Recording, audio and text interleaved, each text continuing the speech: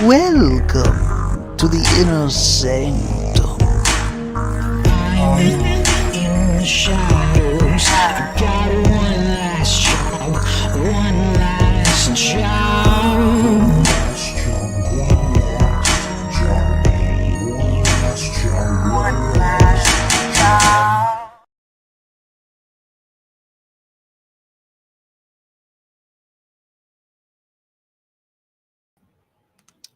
Well, Facebook is tripping out tonight.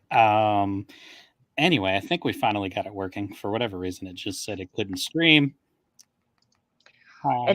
It said no, not now. Definitely not now. Not when you No. need it. Unacceptable. Anyway, it looks like it's working now, so I'm just trying to get everything caught up now. But yeah, so this is a great way to start our first episode for the year. We did take a little bit of a break at the end of last year, as well as during our campaign in January. But anyway, this is also our first time streaming over on Instagram Live, so hopefully that goes semi-smooth. I have no idea if the comments show up here, but I have it open in a different panel just in case. But anyway, yep. So that's that aspect of everything that is chaotic. I don't know. There's too much outside of these couple of announcements. One is the One Last Job graphic novel Kickstarter link. It is in pre-launch, so make sure that you check it out whenever you get a chance and smash the little notify button so you get alerted for, like, I don't know, day one rewards and all that goodness. The extra stuff that'll be in there. Yeah, because we're definitely going to do that. I'm looking forward to it. It's been a long time coming. People ask about that book, and I'm excited to give it to everybody. So hopefully y'all will enjoy that, and we'll debut the trailer for it in a little later. And then the other thing is Fall of Night, which is our most successful campaign to date. We are fulfilling that in June, so we decided, why not just let In Demand have it until then, so that if anybody missed out on it, or if anybody's just like only on Indiegogo, then you can get it over there. So that link is on Facebook, YouTube right now. So check that out, and retailers as well. If there are any more retailers that want to jump on board, we kept it very simplistic over there, which means if you did back us on Kickstarter, you did get all the exclusive stuff. Indiegogo is literally just a digital copy of the book, a physical copy of the book, or the retailer tier. We do believe in exclusivity when it comes to Kickstarter, but we did think it was probably a good idea to just have it open as a storefront in the meantime. More pages came in. The book is looking freaking dope. There was a double page. I think this is the first time I've done a double page in one of our books, and it's going to be stupid. So I'm excited for that. It's awesome. I loved being able to see the individual pages coming through. Yeah, it's been fun. We have guests tonight. We have two of our three scheduled guests, because one of them is, I don't know, maybe she'll show up later. Let's bring them in. Hello. Ben, how's it going? Not bad, hey, Aaron. Hello. Hey, Matt, what's up? Hello, how's Matt. it going? What on? It's been a while. Yeah, man. Yeah, definitely. Yeah, Steph's going to try to get in if she can. She had an appointment that got moved right on top of the show and couldn't get out of it. So if she can make it, she will. If not, she's going to try and jump in the comments. But, we're here and we're ready to rock. Totally cool that you're streaming on Instagram. I've got the Instagram stream up as well, too. That's actually pretty neat. Yeah, man. They just opened it up on StreamYard, so I was like, screw it. So I Let's took off test Twitch. Took off Twitch because, why? And put it up there. We'll see. So we have plenty of stuff to talk about, but let's, of course, as always, introduce ourselves so people know who you are if they don't know you. So we'll start with Ben, just because it seems weird to go out of order. Hey, my name is Ben Lacey. I am, an indie comic book creator. No shock. The books I normally are known for are Shark of War, about a cyborg shark, kind of Jaws meets RoboCop, and The Vicious Vixens of Dakawanga, which is kind of Charlie's Angels meets A-Team, which is the campaign I have live now. This is like my 10th Kickstarter, my 10th comic book. Nice. So I'm, this is the second issue of this series. So I'm pleased to get it off the ground. It's also the first issue is my most successful series, so I'm really hoping this does well too. Awesome. Nice to digi-meet you. It's the first time we're talking, so I don't know. I like to have shows like this where I get to have someone that I haven't talked to before on, because it keeps things fresh. And then there's freaking Matt. I'm sorry. I'm here. I'm somebody you've talked to before. I'm not as cool as Ben right now, but I'll try. We were on together just last Thursday, so Of course. on Travis's show. So my name is Matt Knowles. I am one half of In Symmetry Creations with Steph Cannon. Our mantra is we want to make sure we create characters you can relate to and universes you want to escape into. We currently have Heirs of Isildur, The Perilous Prospects, books 1 through 3 on Kickstarter. And right as this show started, it started to go from that dreaded days left to hours left. 71 hours left in the campaign when we started the show. Finally hit minimum funding last night, but there's a long way to go. So hopefully we can finish this thing out strong. Yes. Yeah, for sure. Congrats on minimum funding, of course. Yes. Of course, later on, we're going to go through. We'll let you guys guide us through your own campaigns, because it's easier that way. So we'll throw them up on the screen and everything. But first, before that, just to kind of get things warmed up, we're gonna play a game. So let's get that ready.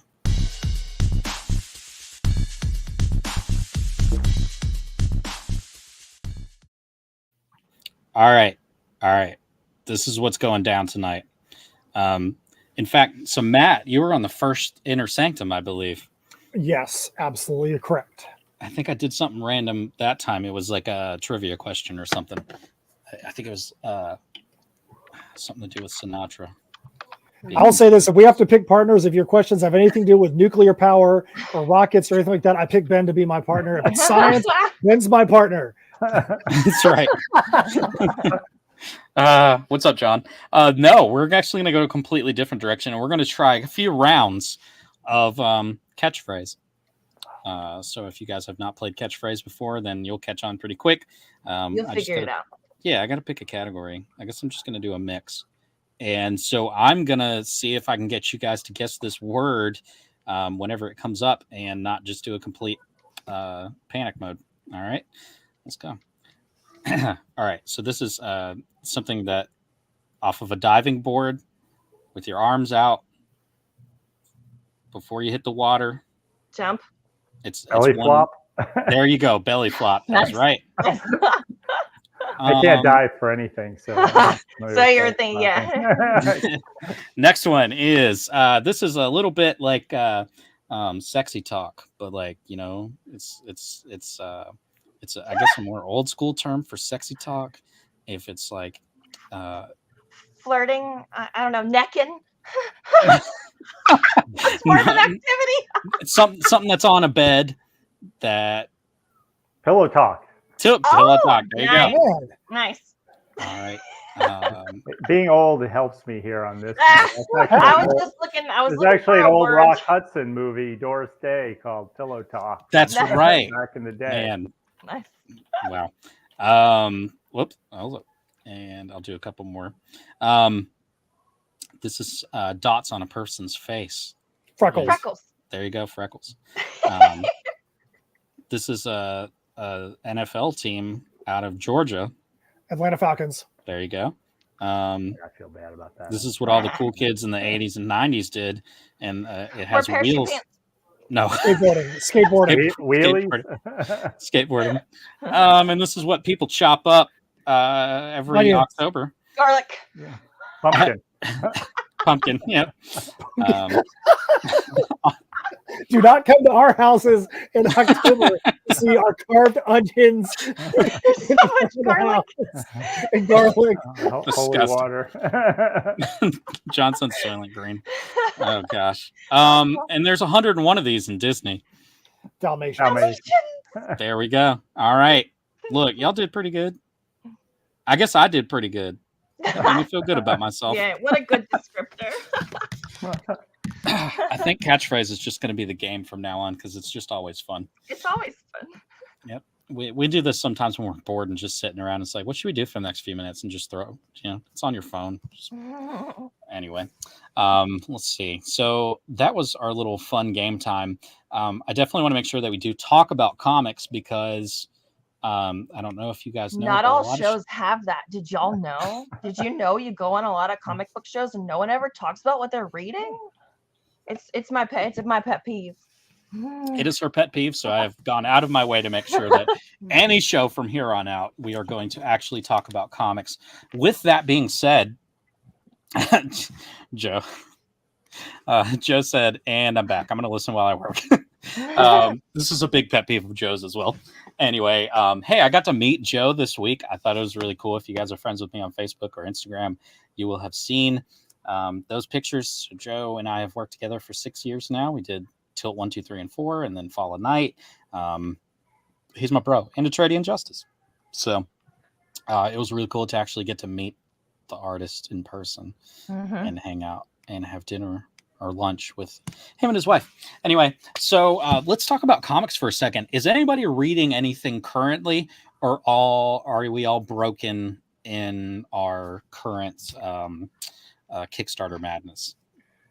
I can say I read something cool today. I started reading Cthulhu Invades Neverland because the PDF digital version of that, which is almost 260 pages, just went out today. Physicals aren't out yet, but the digital version of it is, and it's always cool to take a look at those things and see the different writing styles and the different art styles and see how Jerome Gagnon kind of pulls everything together. Yeah. So that was what was on the old screen today when I wasn't working. Nice. Well, what you got? Coincidentally, I was also in reading a Travis Gibbs book. It was Renegade Punk because he had me on a show last night, and I'm like, I should check that book out. Finally, and so I read it, and then I was reading something from Pat Shand, who was also on that show, because I was incredibly curious about how many backers he had. And I was like, man, I ought to be able, maybe I can learn something from this guy. Yes, for sure. Yeah. I've actually yet to have him on a show. I should probably do that at some point. I guess I should invite Travis at some point too. Oh goodness. Anyway, well, that's cool. So everybody's still kind of floating into the indie world. For me, I'm just getting back into the reading phase after being in the campaign phase. Yeah. So it's more so things I'm looking forward to, but I will show off these because they were nerdy enough that I thought they were pretty awesome. These we found at my used bookstore in North Carolina, but these are both they are Doctor Who classics, and I was pretty excited to find 2 different number 1s. So I'm looking forward to reading those myself. Old IDW, like 2009 or something. That's I don't know. Nice. I'm looking forward to that. More than anything, I am looking forward to the Dick Tracy series that's coming out in April. I've talked about it a few times, but Dick Tracy was the first ever comic book related item that I was given, and it was a gift by my parents when I was sick and I was a kid. And I don't think they realized that it was not a kid's book. So Dick Tracy thought it was comics and it was safe. And then, yeah, exactly. Yeah. And it is not. But I am super excited. It looks really interesting. Kind of weird seeing an updated art style on Dick Tracy, but I'm looking forward to it nevertheless. Who's printing it? It is Mad Cave. Oh, is that a licensed property, or is that public domain yet? Or I believe it's been. I believe it's been relicensed. I mean, it's old enough that it should be public domain, but I don't know exactly how the licensing worked when the movies and stuff came out. I always thought Zorro would be public domain, but apparently it's getting licensed too. some legal trickeration there. Yeah. So they're not doing the classic Dick Tracy art? No, they're not. It's updated. It took a little adjustment when I was looking at the preview pages.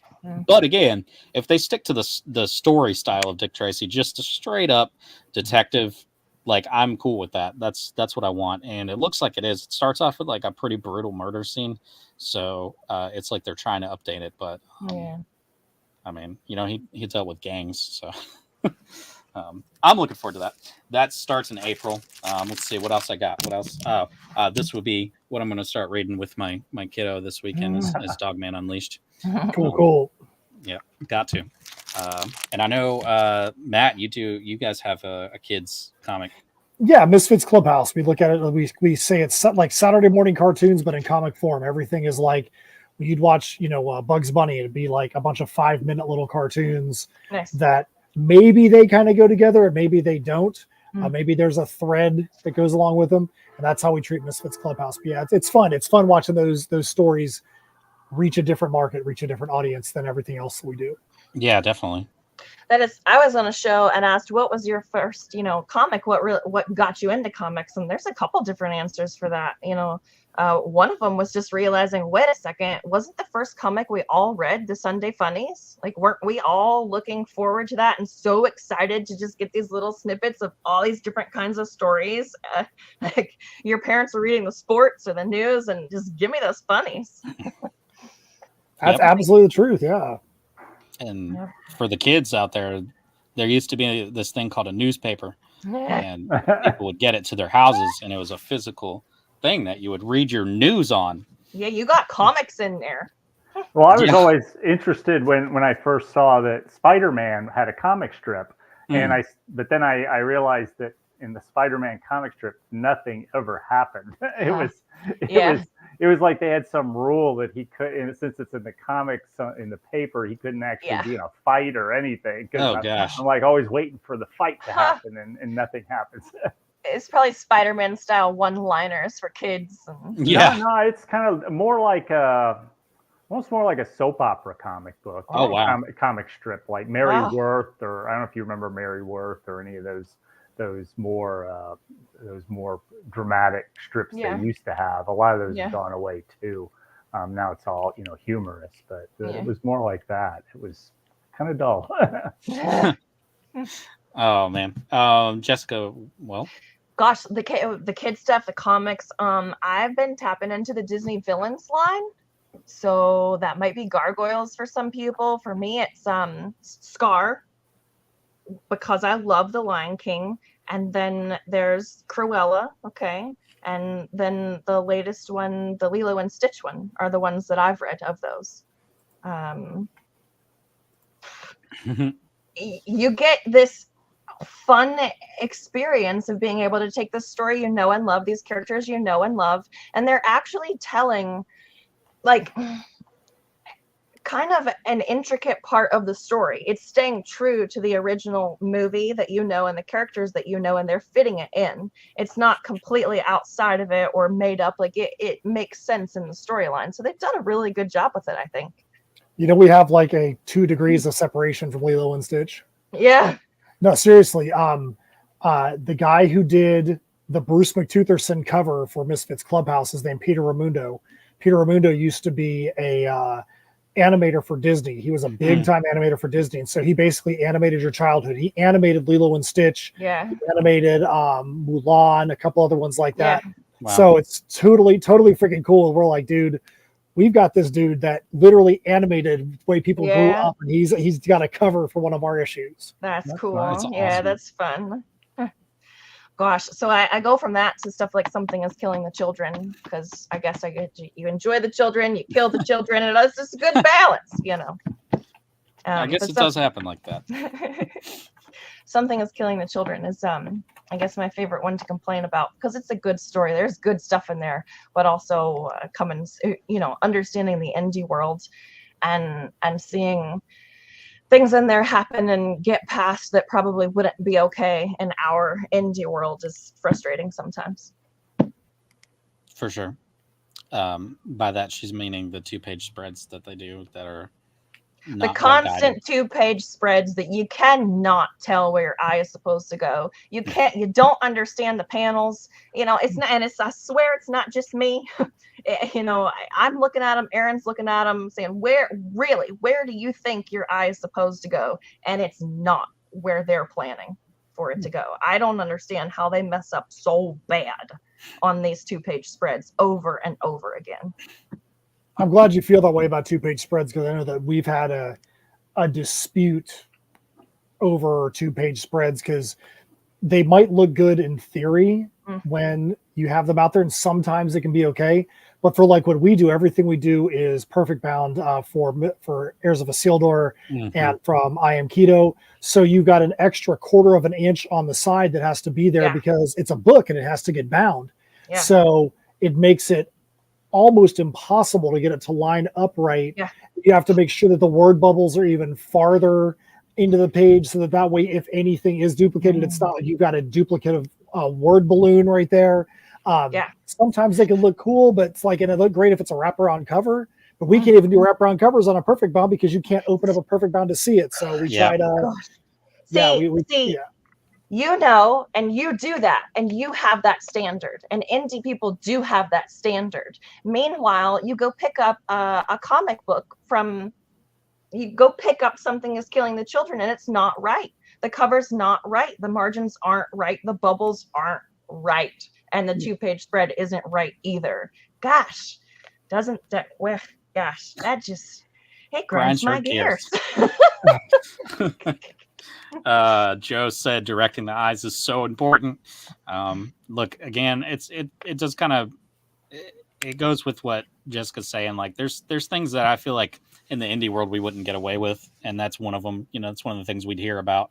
But you know, kind of like, whatever. Yeah. Going back to real quick, I guess things we're reading or gonna read. We were in Five Below earlier, and I figured I'd just do this because it's just something fun and dumb, I guess.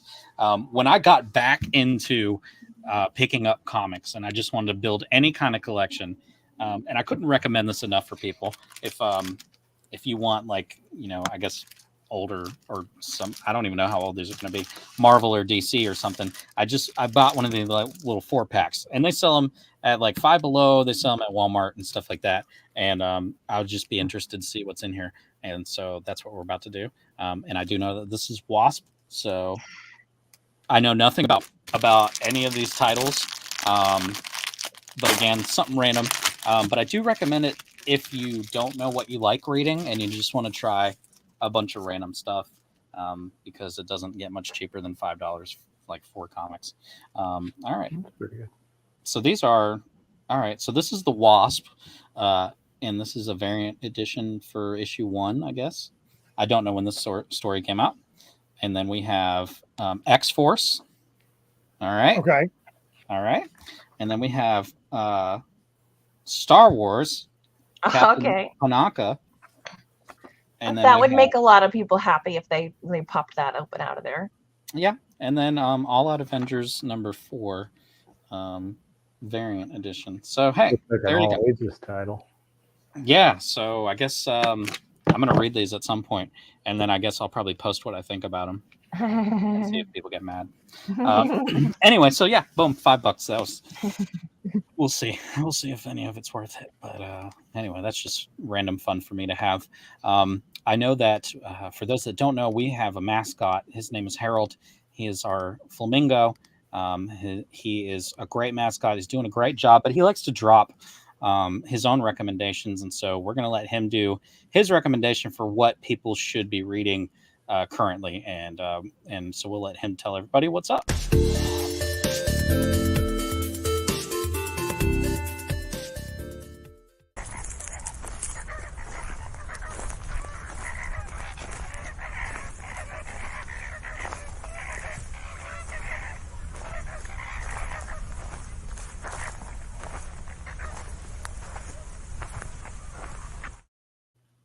I mean, I agree so much, Harold.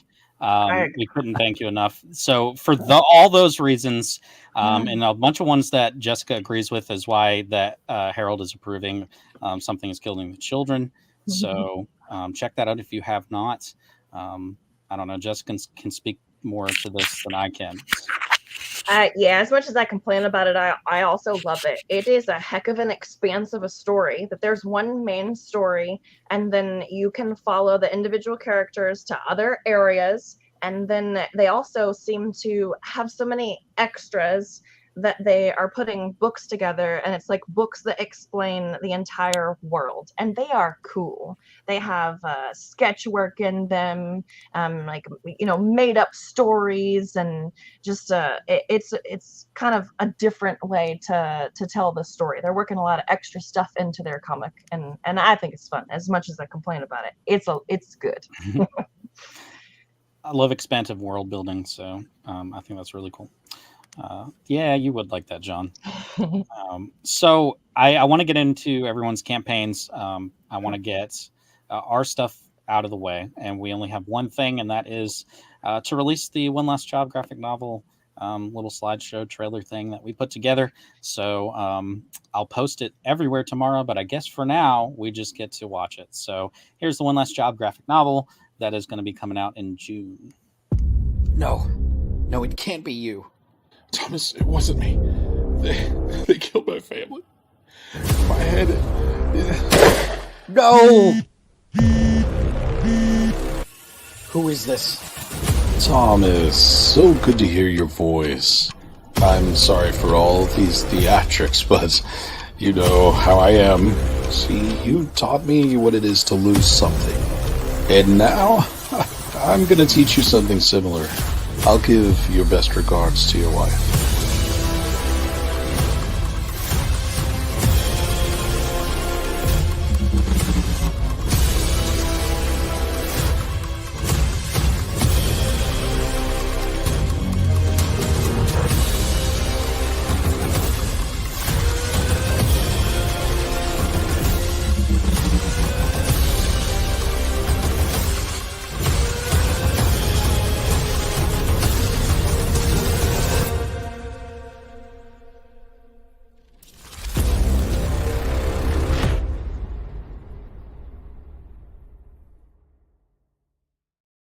All right.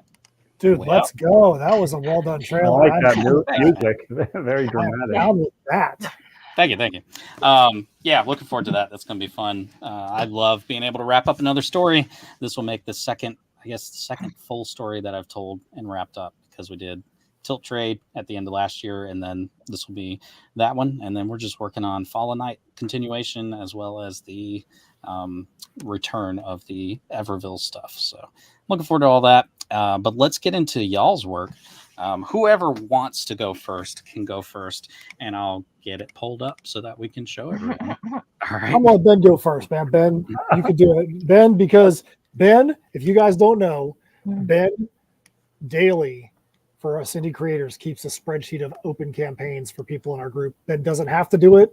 Ben started at the beginning. He started when he had a campaign going, and everybody thought when Ben's campaign was done that it was going to get passed on maybe to somebody else.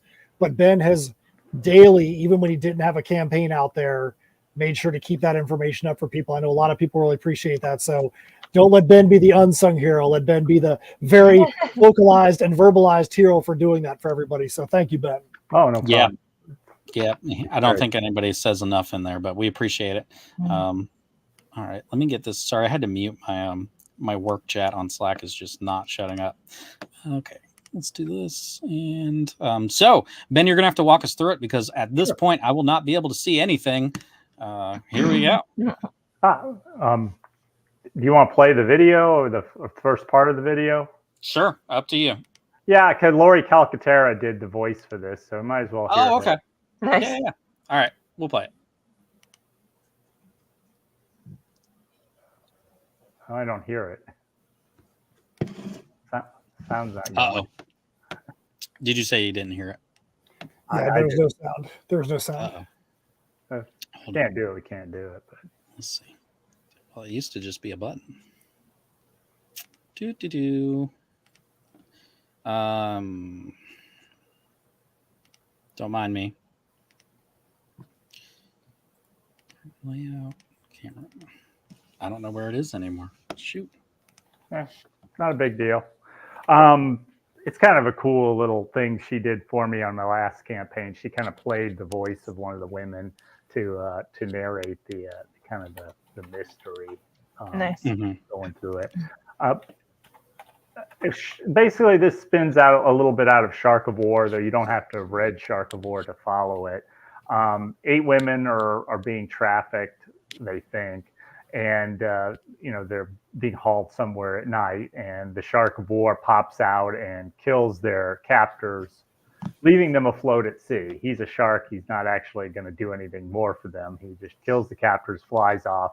They're stranded at sea trying to figure out what to do.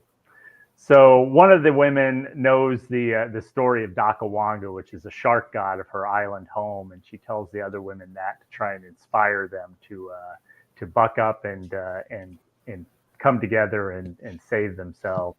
They wind up on an island, but the mob comes after them because the mob wants them for more reasons than they realize. Each of them has a unique skill set. One of them's the strong girl, one of them's the fast woman, one of them's great with a knife, one of them's great with a gun, another's a martial artist. So they all have these unique abilities, and they've been brought together by the mob for an unknown reason, an unknown task. And as the story goes along, in issue 1 and issue 2, we start to find out the backstory of each of these women, kind of how they came to be there, and then in issue, we're going to find out, eventually what they've been brought together for. But the mob now, they got away from the mob in the last issue, escaping some men, but the mob has better things than thugs to send at people in this world. They combined with a scientist to make them special weapons, and she's sending off cyber piranhas. She's one of the people that created the Shark of War. She's now sending off her best weapon, the cyber piranha, to hunt them down. And that's kind of where the story opens up. There's a link on there for everybody can read issue 1 for free. That you don't even have to sign up for my email. You just click on the link and it'll open up issue 1 with all the bonus features, because I think anybody who actually reads it will like it enough that they want to read issue 2. So this is a Kickstarter for both issue 1 and 2. You can get all the back issues. You can also get the Shark of War series as well. There's a number of different covers. Tell me what you want to show them. Yeah, just scroll through the sample art here from issue 2. There's attractive looking women, and you can be in the book. Could be you. But could Aaron be an attractive looking woman in the book? Of course I could. We could probably work that out. It is a comic book after all. That's right, the bearded lady. Beard, but here's the strong woman showing off. Ouch. So they're showing their different skills a little here, and we're starting to get into the mystery. And then, of course, there's some. They turn on each other a bit in the second issue for reasons that'll become apparent as the story goes along. All of them have their own, issues and differences. So here's the base cover. I like the piranha cover. Yeah. If I was going to be attacked by piranhas or sharks, I'd definitely pick sharks and not the piranhas. Well, that's the thing. They can swarm. So it comes up in the Shark of War storyline, too, when he has to deal with them. Of course, he has more powers than these ladies do. So I have a couple of different cosplay covers. 2 of the characters, Blondie and Big Sis, there. I had models pose for those. This is another artist I've worked with. He did Shark of War 6. He did his own version of this cover, focusing on the villainess of the story, Lupita Tiburone, who's there trying to choke out Blondie. I like that art style. Yeah, it gives it a very interesting variation from my base in interior cover artist. It's thick lines. It looks like farmhand. It looks like Gilroy. Those thick black lines is what I see, what it's reminiscent of to me. Oh. Yeah, for sure. And there's some other add-ons like trading cards, and in issue 1 we did a set of 4 covers for issue 1 that basically comes together to form one image. Oh, of it, pairing off each of the 8 women, so you can see. Right. But as I mentioned, you can get all 7 issues of Shark of War, and I've got another book called The Cthulhu Man that also exists in the same universe that you can get as well. and I've got some reviews up. So, Nice. and we got a recent review from Indie Comics Net, which was very positive too, which I was Nice. pleased about. Yeah. Used to be a lot more review sites for indie comics, but now I really have to hustle to find sites that review indie comics. Yeah, I need that list. Yeah, there were some really good ones that I liked a lot, and they don't even exist anymore. Yeah, there were some different people who were doing it on on Twitter and on their websites as blogs, and a lot of them stopped, unfortunately. I like that you put a schedule here, production schedule. Yeah, and I should beat that. I think my artist is already more than halfway done with the art, so I'm hoping to have the finished issues out in May, probably. Nice. And then let's look at the. Well, let me put it back at the top.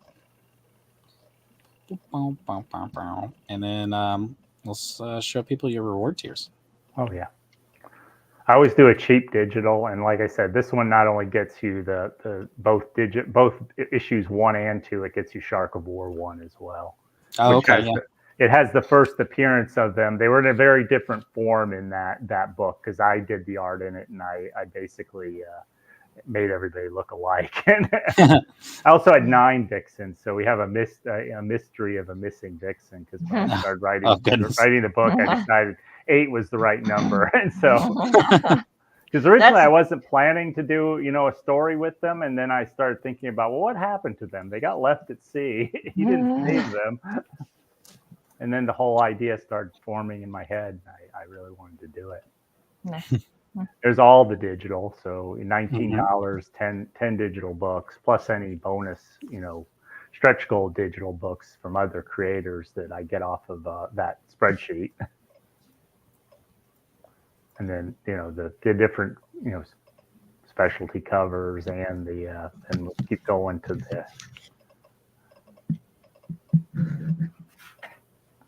to all more and more base covers, and then all the issue 2 covers.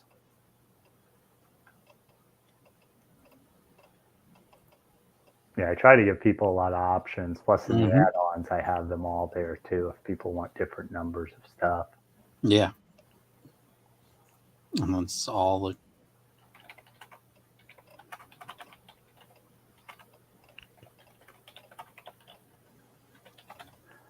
And then finally, of course, there's the the you in the book cover.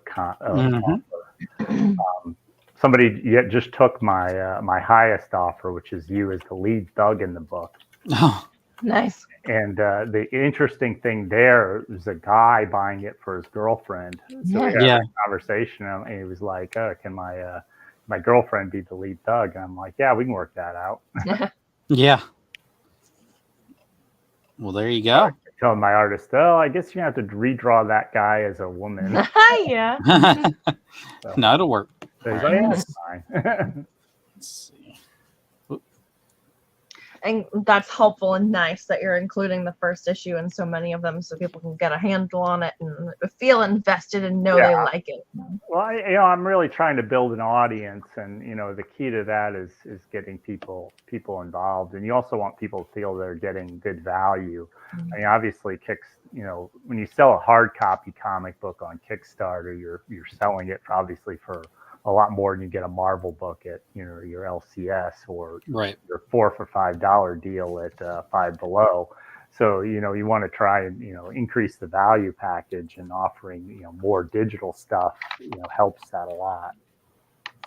Yeah, for sure. Let's see. Just get Matt's video because he has it over on YouTube as well, and we're going to see if maybe we can get that to work, which would be nice. Let's see.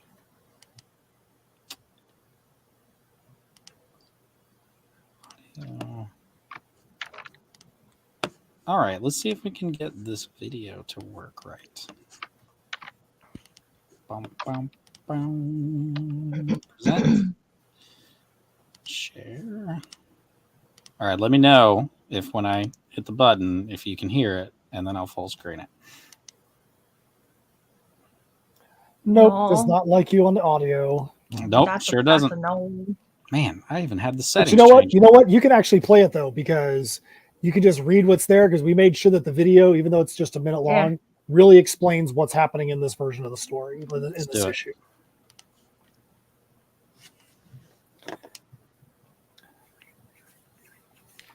And the music that you can't hear is actually part of a new Heirs of Isildur song that I'm working on that will be part of this campaign as well when the issue comes out. Nice. Fun.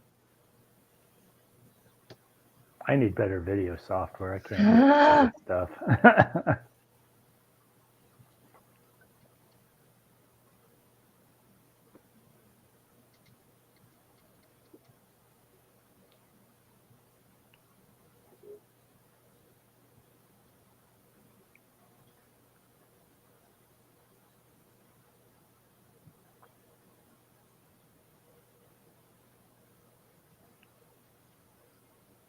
That's an expressive man. So this is issue 3 of the Perilous Prospects arc. So our main character there, Michael Isildur, you can see that he is not in a coma right now. So our previous arc, the Crossroads Conundrum, ended with an apocalyptic event that happened. This arc starts with that apocalyptic event, but Michael is in a coma, supernaturally induced, and he's basically been a prop for the entire arc up to this point.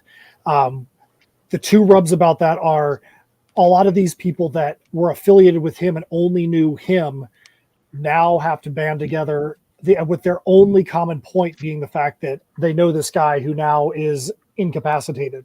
So they come from all walks of life and all have different motivations, but they all know that their main motivation is to survive. They've all accidentally been a part of helping to create an apocalypse that's going on in the town of Shadows Haven. They need to try and figure out, is there a way that they can stop this or reverse this? And when Michael wakes up, he learns that a lot of stuff has changed while he was gone. His laboratory exploded. His house is destroyed.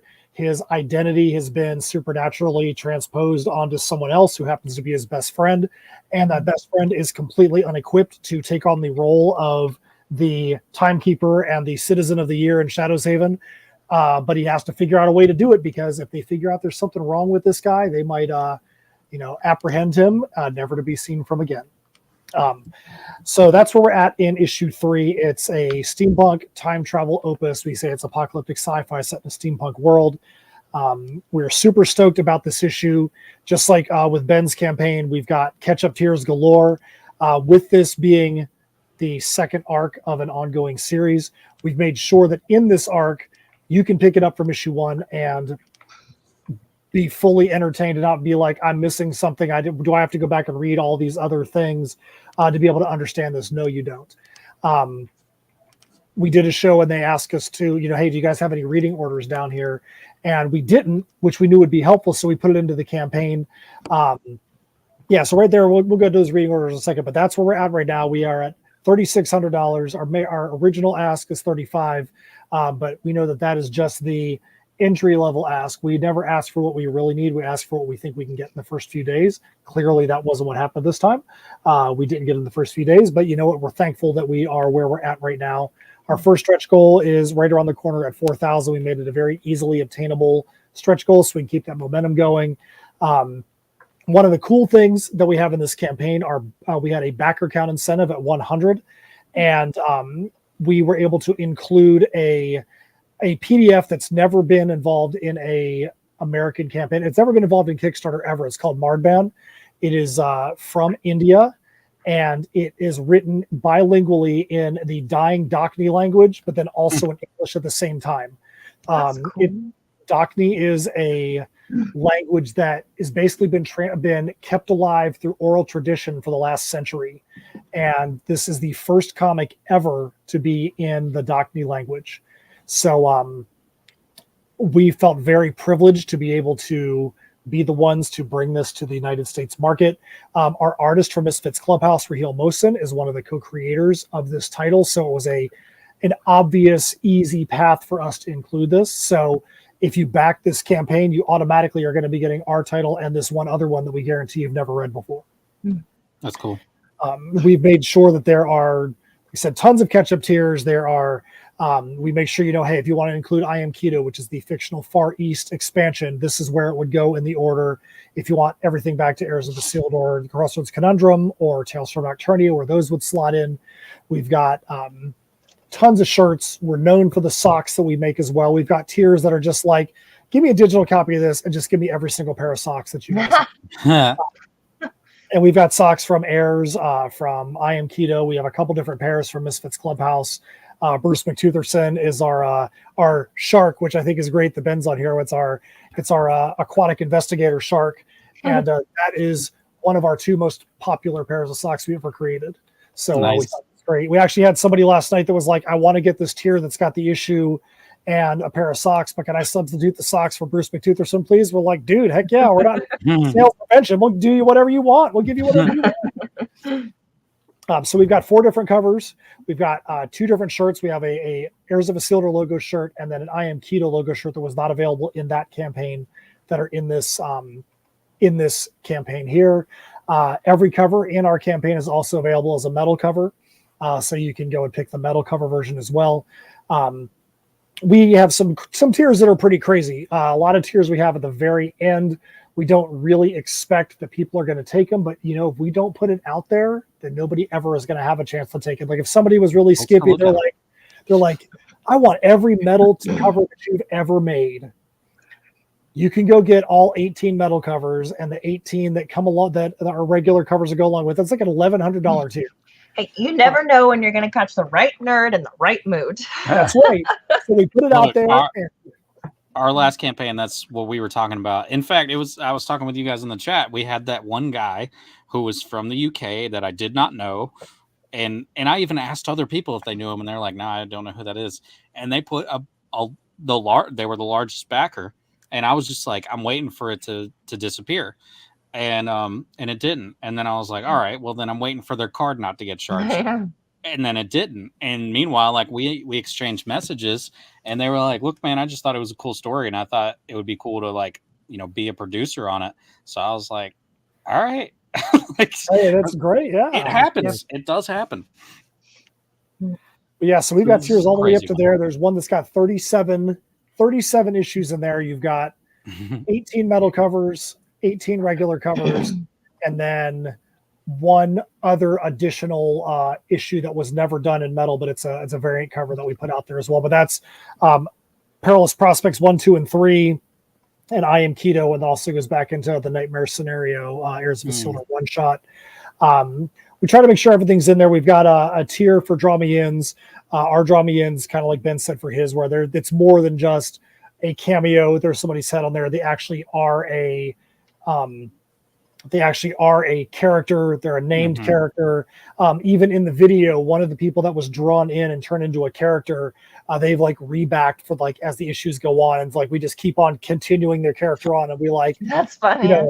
We tell them oh man, you're gonna love what's happened in this issue. You are a complete jerk, and he wanted to make sure that his character met a demise at some point. And we're like, man, we have got one of the most creative demises that we've ever had for a character.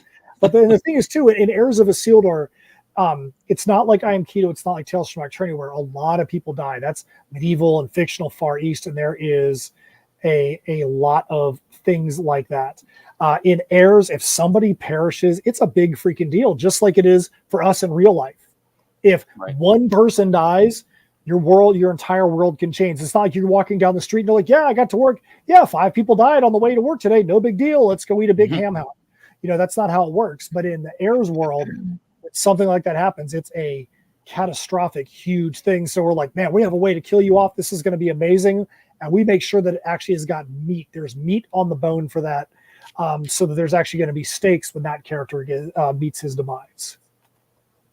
Nice. And are those glow in the dark guitar picks? Is that what those are? Yes, that is exactly what that is, because I'm a metal musician, and we do have metal songs that go along with it. We have 2 full albums that go along with our different stories. There was a song and then an orchestral version for I Am Keto. There's a new song here. So doing things that are based in metal makes sense. So yes, it is a glow in the dark guitar pick. This is not the one from this campaign, but that is the first one we did. Nice. It had Heirs Gears on one side, and it had Dragons from Nocturnia on the other. The pick in this one is from I Am Keto, but it was never involved in that campaign. We did them afterwards, so we decided to put it in here. We do have some things that, like collectible colored vinyl for one of the albums we have in here as well. I see that you stopped on the Draw Me In tier, and you can see my incredible figure art there. That we've actually started to take that to a little different level. Our main artist, Alessandro, is from Brazil, and there's been times recently where something may have gotten lost in translation, or angles may have gotten lost in translation. And he's like, hey, why don't you kind of show me what you're thinking here? So I'm like, you know what? That's exactly what I'll do. And I just go in with my mouse and the paintbrush in Photoshop. So I'm not trying to make it good. Yeah.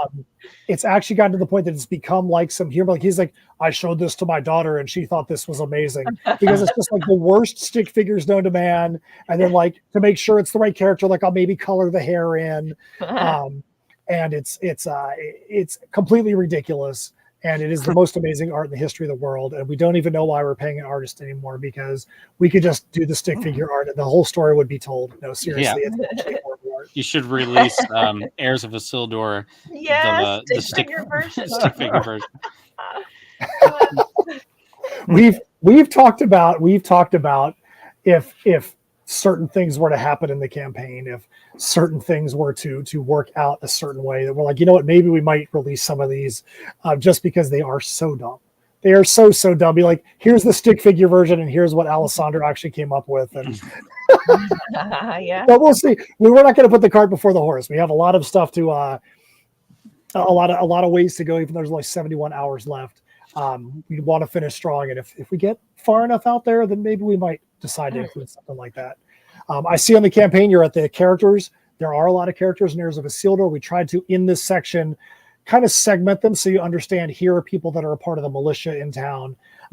Here are some characters, the ones you're on right now, Phoenix and Serenity. They are characters that kind of came up from the woodwork. They weren't around for quite a while. You didn't even think that they even existed or even had any importance to the story. But then the two of them kind of found each other and were a catalyst, no pun intended, for some major things that happen in the story. And to understand where their origins are, you're like, holy crap, you guys really planned this out in advance. We planned out for a very long time to bring back a character that hasn't been seen since like Crossroads Conundrum issue 10 out of 11, or the end of Crossroads Conundrum being Serenity. But there's a big reason for those things. So we're really happy the way this issue is. Like Ben said, and again, I think Ben and I kind of think a lot the same way. We want to make sure there's value to what's being created. That's why we do these things all as perfect bound books with a spine on it. So that way, when you take your book, you're done reading it, you put it on the shelf, it actually is going to display well. We try to make sure there are extra add-ons that you're going to be able to get. One of the other things we do is post-campaign incentive drawings, so that after the campaign, you might be able to get some extra swag added into your bag. It might be a foil cover. Last time we got Skippy, and we decided we actually drew a name, and we gave away a set of leather gauntlets from our leather workers. Nice. That was like on our table would have sold for like $100. We don't normally do something that's that valuable, but we just had a wild hair that night. We're like, hey, we'll do it. Whatever. But then that way you have opportunity. You might back for a single issue, and the next thing you know, you've got 30 trading cards added to your lot, because we just decided to give away 30 trading cards then. Yeah, that's how you make people feel special, right? Absolutely. We want people to know there's value. We want people to know there's an incentive to back early. Yeah, we tell people, hey, if you back early, you're going to be in, like, we take my top hats, we'll line up the top hats, and your name could be in 4 different top hats, and it's not like you win once and it's it. If your name gets picked on all 4, well, you're the lucky dude right there. You've picked them all. You're lucky female. You've got all tons of extra swag. I don't think we've ever had it where one person has won more than once, but there's definitely the opportunity. But it could be, and you can stay excited the whole time. Absolutely. I keep telling Jessica, I at some point want to start an entire binder that's just indie comic book creators trading cards. Like, treat it like a precious Pokemon set, and just have a whole bunch from a whole bunch of different creators. Because we've got 80. We've got 80 of them. That's a whole binder right there. That's right. Anyway, that's a goal of mine at some point. Mhm. Just real quick, I know Instagram, you're going to be kicked off in a few minutes. So thanks, Instagram people, because I see you guys over there. I see you all lurking. I should say none of you have dropped a comment, but it does tell me every time someone joins. So, yeah. Anyway, so that's cool. I mean, Kickstarter, it's just its own thing. It's its own thing. We are, for the first time, moving stuff over to like do an in demand, and I've put zero effort into it. So at some point, I need to start actually trying that a little bit better. And it's simply because we realized like we have till June. Might as well just have some kind of ordering format until then. I don't know. Yeah, if we figure like it's still being made, we're so excited about it. I'm seeing pages come through constantly every day. Like I'm living hype for it right now, I suppose. So to be able to say it's available, I'm ready to talk about it. So it's still available. You can still catch it. You can still get a copy of it before everything is said and done. And Kickstarter, we can tack it on and make sure that everybody else gets a copy of it, even if they didn't get a chance to participate in the Kickstarter. Yeah. The other big thing, like that we are kind of looking at is marketing the trade that's been done. We did the campaign for it and everything that's been created. We have it. We've shipped it out to the people that backed it. Now it's like, all right, now we need to actually market and advertise it. And of course, we need to get back to shows. I haven't done a show in 2 years, something probably like. Oh, 2 really? years Wow, 2 years, really? Yeah. I mean, life. Where are you in North Carolina? Well, I split my time between North Carolina and Pennsylvania, but when I'm in North Carolina, I'm just outside of Raleigh. Oh, because I'm doing Wilmington Con this weekend. Oh, nice, yeah. But I guess it's a Coastal City Con that's in Wilmington. So have you ever done GalaxyCon in Raleigh? I've been to it, but I've never tabled there. So we went up there. We went to GalaxyCon a couple years ago. Actually, it was when they first came back, their first show back for us, 2021. Yeah. And I was completely thrown off by the design of the convention center in Raleigh because I'm from Florida, which is totally flat. Yeah, for sure. And my GPS kept telling me that I was in the right spot, but I was in the wrong spot. And I didn't realize that to get into the convention center, you had to drive a block away to get into the underground access point. And I drove around for like 30 minutes trying to figure out how to get into the convention center. Didn't realize you had to drive like that. But, I know I've told you this before, Aaron, but I am a diehard true red. I can't say true blue, North Carolina State Wolfpack fan. Right. It was, did you just growl at me? No, I just said right. No, Jessica did. She did. No, I just did Wolfpack. All right, here we go. Yeah. I'm a diehard Wolfpack fan. So if we're on a stream, Steph will say things like, Matt will treat anybody like from the janitor to a celebrity exactly the same way in a show. And she's not exaggerating when she says that, because I sat there at GalaxyCon for 30 minutes talking Wolfpack with the janitor at GalaxyCon. He came by and he had a Wolfpack. And I'm like, let's go Wolfpack. I'm like, man, I came all the way up here from Florida to talk Wolfpack. And I sat there for 30 minutes just talking smack with this dude about the pack. I'm like, this is awesome. Let's go. Let's go. That's awesome. That is the state for that talk. Yes, it is. There's Goodness gracious. Not many states like North Carolina. I think it's so delightfully funny that you went from Florida and North Carolina and felt like it wasn't flat, because I go from North Carolina to PA, and let me tell you, that place, that's what not flat is. And it is the epitome of, you can't get there from here. Even though you can see it in Pennsylvania, you can't get over there because you would have to drive down the mountain and go back around the other way. Well, we did Beer City in Asheville last year and drove there, and I have never been so petrified in my freaking life. Andrea Molinari from The Shepherd from Scout Comics rented an Airbnb, like literal cabin in the woods. Yeah. And I was driving out there and got there in the middle of the night. He got there the day before. He's like, yeah, you're going to have to like really hit the gas really quick to get up the hill. And driving out there, I'm like, I've never in my life seen like straight drop-offs with no guardrail. Yeah. And I'm like, I can either scratch the side of my car up on this brush on this side, or I can go over the cliff on this side. And I remember like when I left to come home, I'm like, I have to wait till the sun is up so that I can drive 15 miles an hour around the hairpin turns while I can see. Yeah. When we just visited Joe a couple days ago, he's in West Virginia, and so we had to go through the mountains. And the mountains where he is, same way, it's just straight drop off, no guardrails. And so we were like, at one point, I think it was like 3 or 4 or something, and we were like, well, I guess we ought to get going. We don't want to be driving out there when it's dark, because like we're old people. And so we did, and they were like, "No, you don't want to be." So because they're old just with went us on, too. took it on back to the house. It's fun. I want to check this because I actually wanted to see if it really does kick off Instagram.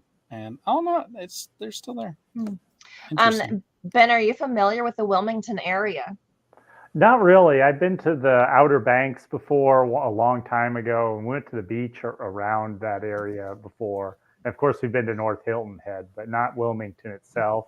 We got an Airbnb near the convention center. It looks like it's in a nice. My wife's coming, and we're gonna make it a little vacation because otherwise, I mean, I'm never gonna make enough for the table fees and the cost of staying in Wilmington at the con. So turning it into a little bit of a vacation makes it more palatable. Do you like Thai food? Oh yeah, I like Thai food. Okay. You need to go to a restaurant called Indochine.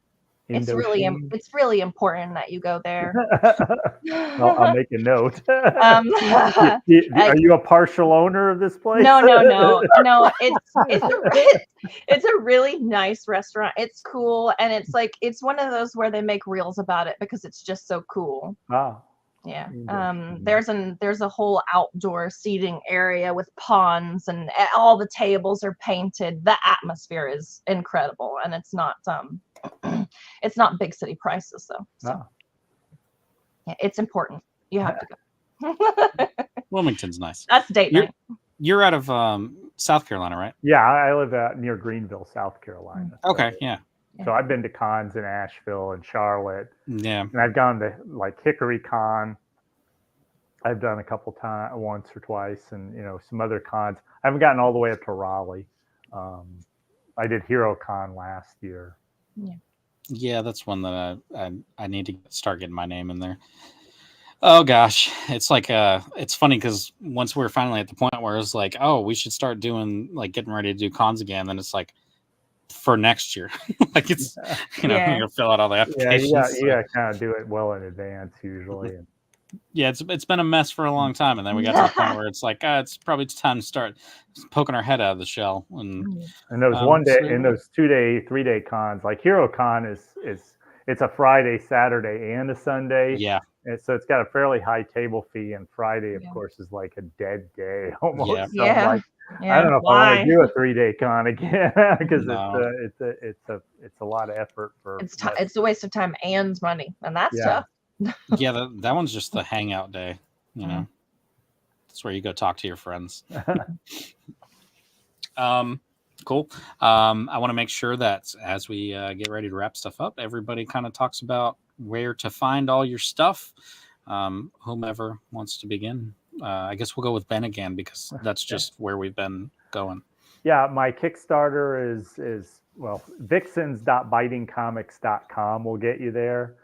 You can go to bitingcomics.com, and you can also, if you enter your email there, you'll get a number of free comics and other freebies as well that I give out digitally. Plus, you'll be on my newsletter where I'll tell you more than you want to hear about all my Kickstarters and other comic book work. But that's part of it. So yeah, bitingcomics.com is where I normally have everything. And for this, my currently going on, I think it's got another 24 days or so. Vixens.bitingcomics.com. Awesome. All right, Matt. All right. So right now, for the next 70 hours until the end, until 9 p.m. Eastern on February 29th. We want you to go to tinyurl.com/errors TPP3. You can see that in my name right there, tinyurl.com/errors TPP3. That's where you can get to the campaign. That's where you can get to pretty much everything that we have going on. But if you want to go see all the links we have, you can go to linktree.com/InSymmetry Creations, INSYMMETRY Creations. All of our music videos are linked there, all of our titles. There's a page for all the articles that Steph writes for Fangoria, Horror Geek Life, Creepy Kingdom, Daily Dead, and more. And all the music videos and all that stuff. But that's where you can get to see us then. But for now, we need you or Steampunk Comics and Metal Collide at Airs TPP3 at Tiny Earl on Kickstarter. Awesome. And Jessica? You can't find me anywhere. You can find Catalyst Comics at Catalyst Comics Facebook page. And I'm just a person that talks about comics from time to time. But I also I do project manage, but you can't find me unless it's through Catalyst. She's a secret. Yeah, so catalystcomicstudio.com. I promise at some point I'm going to finish the complete redesign of the website. And Catalyst Comics Studio on Facebook, Instagram, Twitch. That sounds right. Instagram's reactivated. Harold the Flamingo now controls that channel, so hope everybody enjoys that. And then I think the only other thing is, Aaron writes stuff over on TikTok is the other thing, and aarondown.substack.com to stay up to date with all that stuff.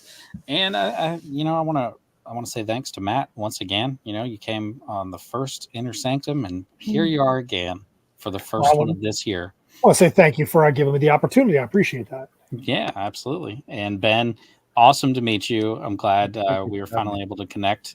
Thank you for what you do in the creator group. It is very valuable. And I wish everyone the best of luck on this. Let's see. Matt, give everybody the last word of the stream. Last word of the stream. Whether it is Ben, whether it is Aaron, whether it is me and Steph, whether it's anyone else, supporting indie creators is huge. Even if you can go up there for just $1, that helps keep the algorithm up. That also gives people that follow you the ability to go and see, hey, Ben just backed this campaign, and you might get some backers, might help stretch out those octopus arms.